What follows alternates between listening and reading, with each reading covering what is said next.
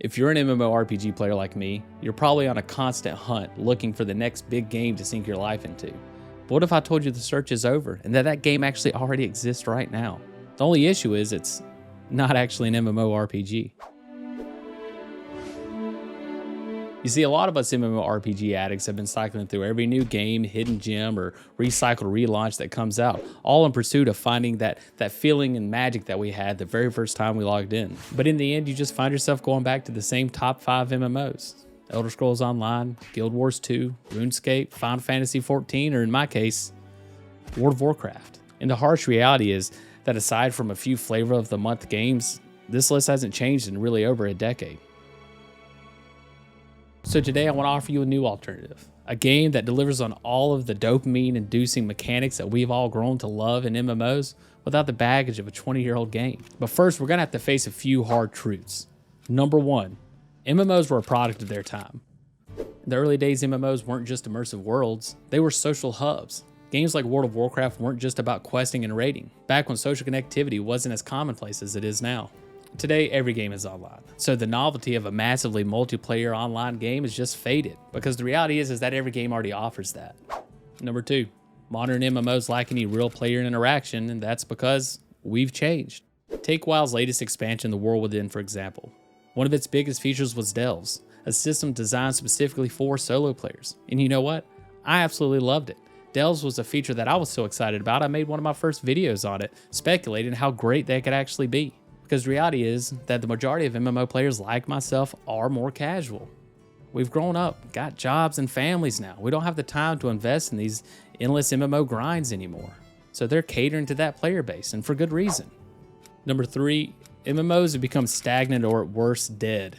Let's be real, aside from a few hyped up projects like Ashes of Creation, which half the community thinks is a scam, or Riot's elusive MMO that may not ever even make it out, the genre is stagnant. Just take a look at the MMORPG subreddit, for example. I mean, any quick look through there will show you that it's essentially just a soapbox for us MMO players to vent about how disappointed we are with the genre. Or at best, to go in there and hype up the next inevitable letdown. We don't play these games because we love them anymore.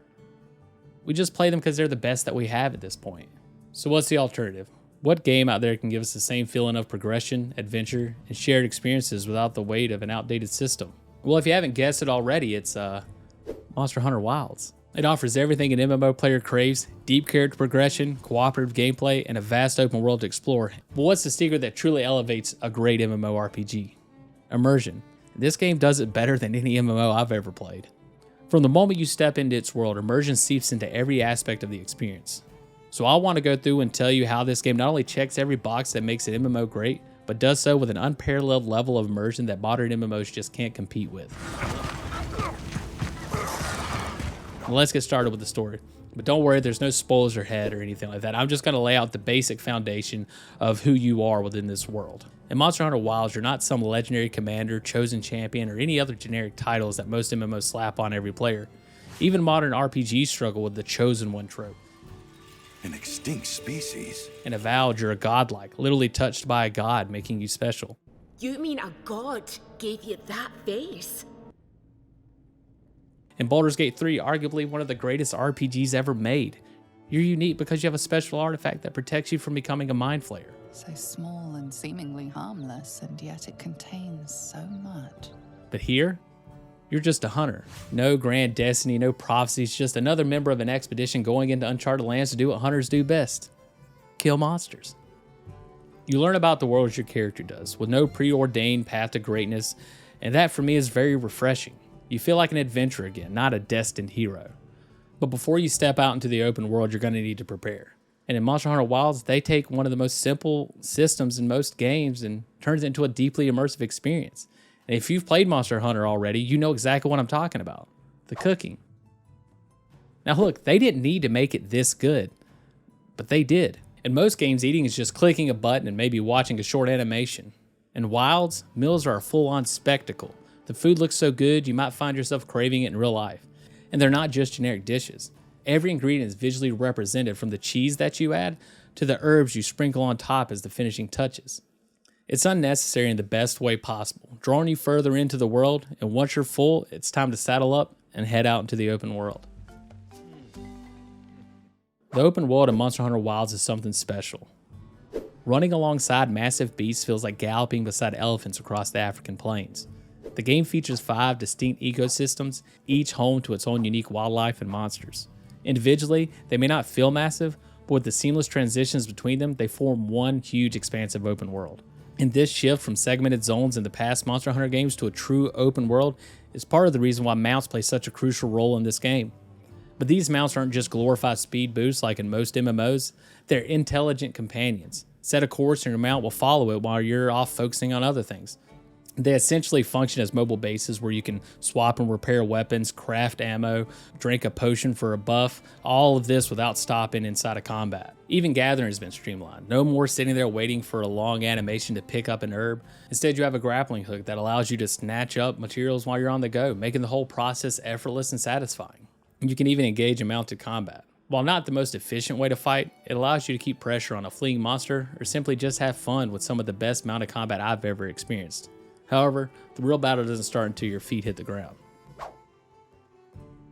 Now let's get into the combat.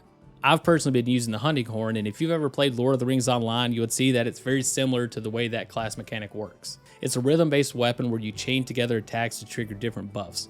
More damage, healing, defenses, you name it. And that's just one example.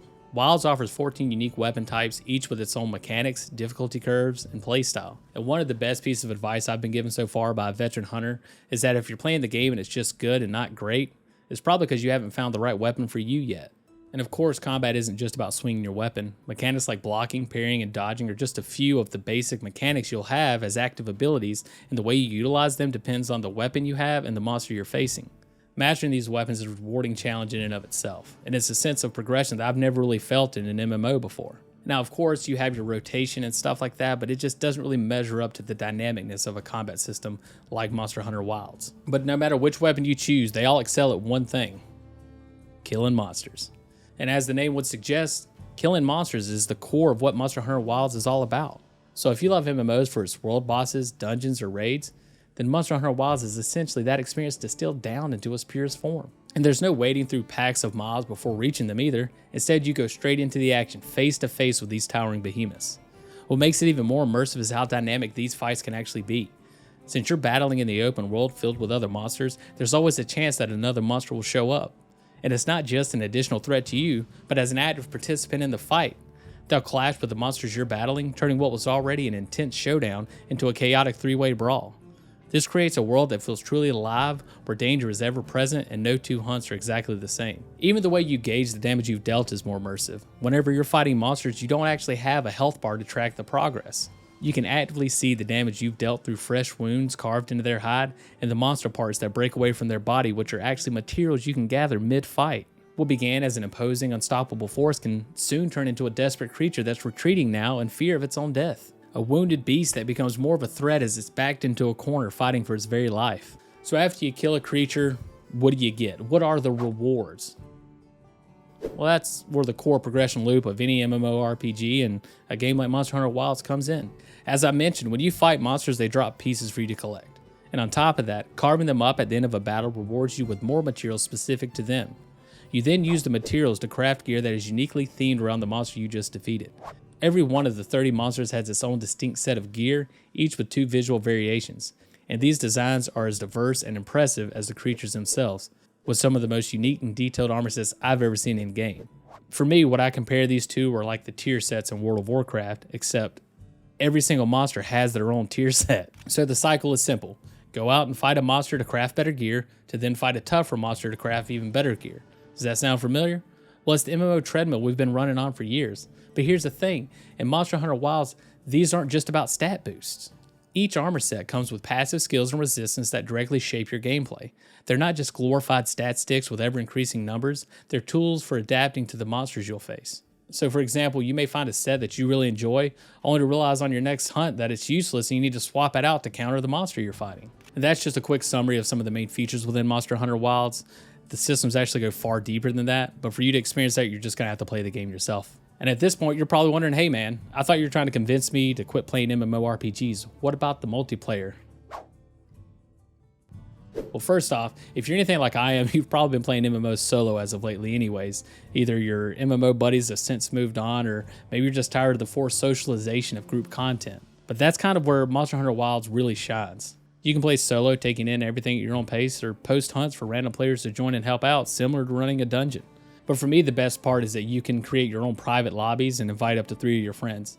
Now, this system allows you and your friends to be able to share in the same open world where you can explore separate from each other at your own pace, while still having the option to call each other in if you so choose to help out with a harder boss fight.